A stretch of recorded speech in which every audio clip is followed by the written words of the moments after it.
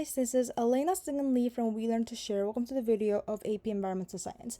In this video, we're going to go over topic 5.1, the tragedy of the commons. Now let's start the video. So let's first discover what is the tragedy of commons. So this is basically a concept that was coined by Garrett Hardin, and he called such degradation of a certain type of a public resource as the tragedy of the commons. And we're going to learn what such degradation means right over here, right? It means when many common property and open access renewable resources have been degraded. And we have learned the renewable resources in our last video, right? It's contrary to the non-renewable resources which exist in a finite amount of quantity like coal or oil. Renewable resources are basically the resources that we call natural resources like solar energy or like lands, water and stuff, right? So this basically means tragedy of the commons happens when renewable resources like these lands or these plants, these crops, not crops, sorry, but like trees and these natural resources, renewable resources are being degraded or being exploited too excessively by the people, especially when it exists as a common property or is open to everyone so that everyone or anyone can use this without charge. And let's discover why the tragedy of common happens. So it occurs because each user of a shared common resource or open access resources of natural resources reasons, or they think that, oh, if I do not use this resource, someone else will, because this is open to everyone. And the little bit that I use or pollute actually at the end of the day is not enough to matter. And anyway, it's a renewable resource. So it's okay for me to use plenty of this resource because, first of all, if I do not use this, any other would use it. So I can't use it in the end.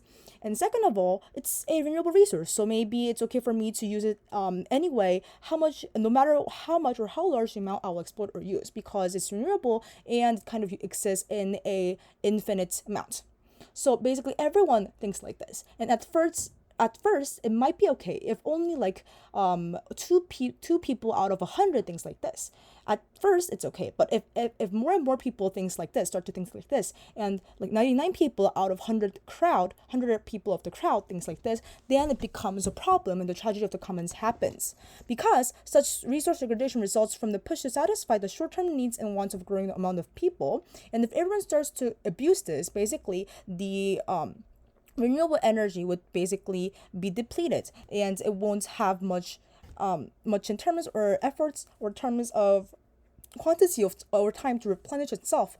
So it threatens our ability to ensure the long-term economic and environmental sustainability of open access resources such as clean air or an open ocean fishery, because as more and more people start to pollute the air, start to ride automobiles every day and do those kind of stuff, then basically the air will be polluted. Even if it's a renewable resource, it wouldn't have much time or effort or much capacity that they could utilize to replenish the quality of the air itself, right? So basically this is a tragedy of the commons, and this is why that happens, because everyone's selfish mind that thinks like these reasons like this.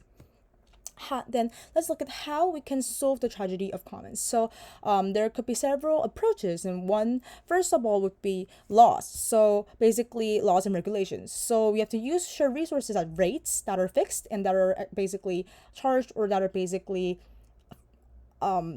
established by the consent of the people, or basically by the government or stuff, right? Well below their estimated sustainable yields, right? So that we can preserve a certain amount of it by reducing use of the resources, regulating to the resources, or doing both by establishing laws and regulations.